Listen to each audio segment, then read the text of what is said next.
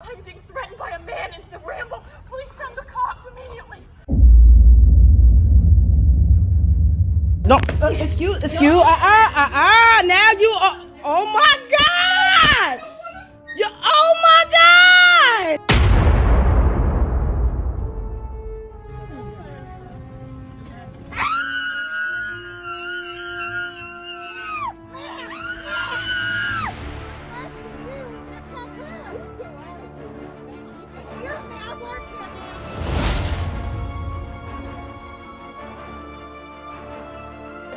Do you see this?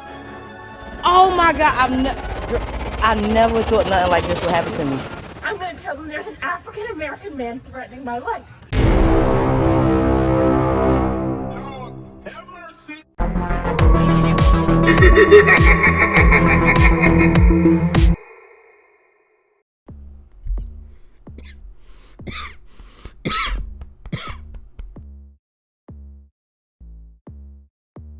I wanted to talk about the horrors of a white woman's tears. This is sort of bending with the rules. Well, there are no rules for Vlogoween, right? But I do think I wanted to make a video about like racism for Vlogoween because I wanted to talk about the horrors of it. I wanted to talk about the fear and the anxiety that goes into sometimes being a marginalized person, right? This is kind of a shitty ass example, but I always tell people, like, when talking about American Horror Story Season 2 Asylum, one of the things that I think makes that season the scariest season out of all the seasons in American Horror Story is the fact that a lot of these characters, for the time period that they were living in, were facing extreme persecution and discrimination, and whether or not they escaped all the serial killers and the aliens and the demons, they would still have to face this real world, real life discrimination, and that is terrifying. So I wanted to talk about today specifically the horrors of a white woman's tears. White women's tears are a magical tool, and I've seen it used in real life to get people out of things, to get people into things, and it has been weaponized for history. It has been weaponized in history against all sorts of groups of people. I'm only going to be talking about from the Black experience and from my experience. Growing up, in a white community, oftentimes when I would speak my mind and speak my truth, I would immediately get labeled as aggressive, sensitive, and angry Black woman. And more times than not, I have gotten involved in an altercation with a white girl where I was trying to express myself and I was completely calm, but all of a sudden she starts crying. Everyone gathers around her and tries to comfort her, and they all turn and look at me like I'm some ape monster negress who is just out to piss off the white man. My neighbor's dog, he really likes me and he can hear me right now, so he's barking at my door, but my apartment is a mess and he'll eat stuff off my floor, so I cannot let him in here. And then too, like, only one of my neighbors like knows that I pole dance, and if I open my door and the dog runs in and then his owners run in and just sees a pole in the middle of my apartment, that's a conversation I'm really not ready to have ever. This issue was like somewhat addressed on American Drag Race, on RuPaul's Drag Race.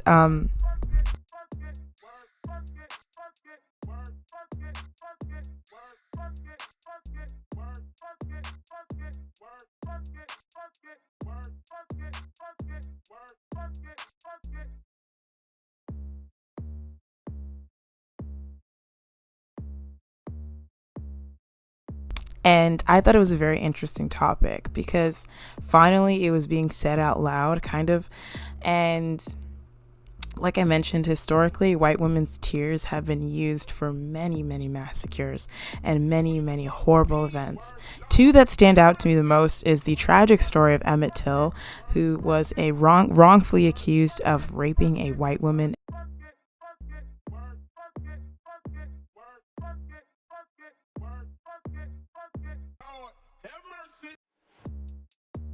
God, the photo of him haunts me. That photo is something that haunts me all the time. Like, that photo of him after they just beat him and killed him and just did what they did with him is horrifying, because you can see you see that picture and you're like, how much pain was this child in? Like, because he was a child. He was a literal child. Also, there's this story of Rosewood, which was a small town, I want to say in Florida, if I'm not mistaken. And there's a movie based on this. And when I first watched that movie, I was like too afraid to talk to white people for like days. Like, I just stuck to myself for a few days and was looking at people. Like, I was so freaked. That movie is so terrifying. That movie is so terrifying. So basically what happens in that movie, which is based off a true story for those of you that don't know, this white woman was cheating on her husband. And the man she was cheating on her husband with, I guess, like, kind of roughed her up, tussled her, beat her up. And her husband, like, noticed. And when he asked her about it, instead of obviously coming out and just being like, I'm cheating on you, she was like, it was a nigger beat me up. And the whole town went berserk and just murdered like all the black people in that town. And what was crazy about this town was, for the time period, it was considered not necessarily progressive, but like a lot of black people in this town owned businesses, they were educated. It was almost like a small safe haven for black, free thinking, like educated business people, which was very, very rare for the time being, right? Like, to have an entire town full of black people who are doing the damn thing, I guess that's what I'm trying to say, for that time period, you know? And they just wiped out the population of black people. They murdered everybody, lynched, hanged everybody. That movie was so fucked up. And I watched it at like, I think I was 11 when I saw that movie, which I don't know, maybe I was a little too young to watch that. That movie I was afraid to sleep. I was afraid to look at white folks. Like, that movie really I didn't eat lunch with my friends for like 2 days because I was dead ass like fearful of white people for a few days after watching that, because that was some scurry shit. Like, because in the movie, in the beginning, they showed everyone living in harmony, and then at the end of the movie, it's like all these white people just, it was like white rage. It was like they became enraged and they were killing their own neighbors, killing people who they had lived and worked with for like forever. So that's what I think was so freaky, was like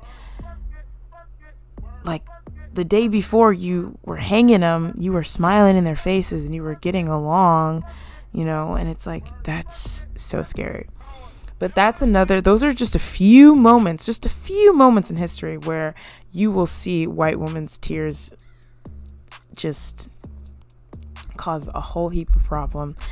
Like I mentioned, like, one thing that kind of bothers me is sometimes I'll be watching true crime, or sometimes, like, mostly it's true crime, and a woman will be getting sentenced, or she'll be in an interrogation room, and maybe the woman is crying and everyone's treating her nice, or maybe she gets a lesser sentence than, let's say, a man would get, and everyone is so quick to comment, like, you know, because she's a woman, she's being treated with way too much ease. And it's like, hold on, she's not just a woman. Nay. She is not just a woman. She is female white.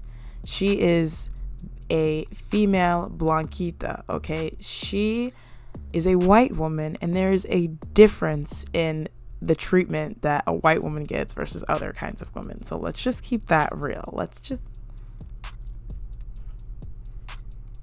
like, no, miss ma'am, no. And those kind of comments always would stick with me, because I watch a lot of true crime. I watch a lot of court case videos, and you see that comment almost under every single video involving a white woman's crime. It's some sort of comment like, she's a woman if this were a man, blah.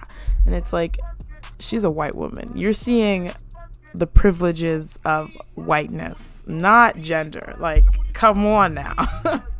And I don't disagree. A lot of times in cases, Women get off way too easy, but this is a specific kind of women, because for black women, I've seen cases where black women shouldn't even be in court, shouldn't even have a case, and they end up getting sentenced for ridiculous things. Like that one woman who had to go to jail for registering her kids in a different district so that they could go to a better school, like shit like that. Like that would never happen to a white woman. Let's just keep that real.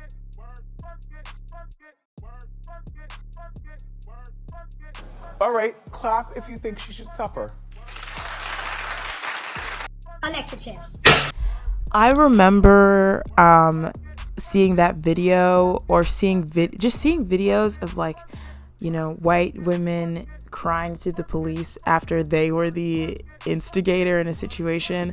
Like, do you guys remember that woman who started calling the police, and she was like, I'm gonna call the police, and she started yelling like, I'm a white woman, there's a black man, and it was like just crazy how quickly she went straight to that, and how dangerous that is. That's so dangerous. That man could have lost his life.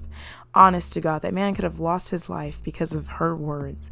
And we've seen it happen in history where a white woman cries wolf and people are murdered, people are slain. Like, it is a true American Horror Story.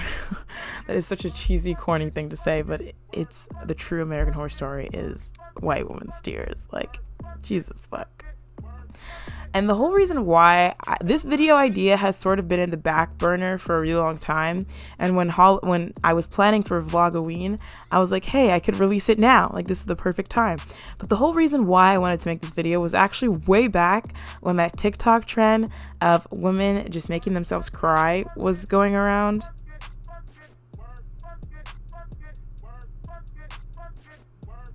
That was so enraging to watch. It was so, like, it was insightful, it was enraging, and it was just like, whoa. This is really how y'all doing it. Live and in living color. This is really how y'all doing it.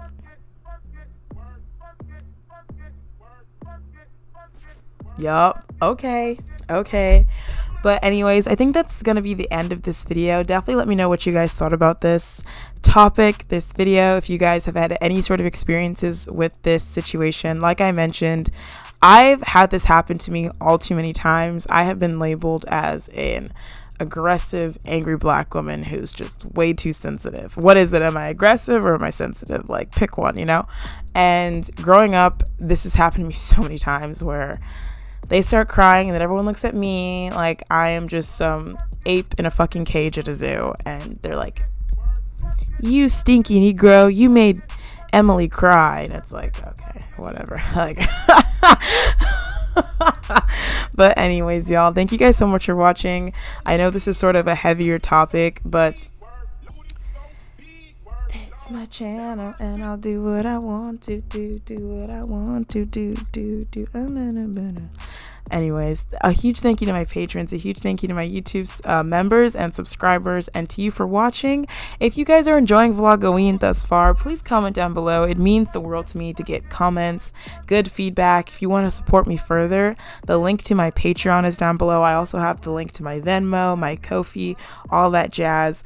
This Vlogoween has taken a lot of time, effort, money, planning, research, all that jazz to properly execute this and do this, and it is just a huge treat and an honor for me to share this content with you guys. So if you're enjoying it, please let me know because it'll make me feel good.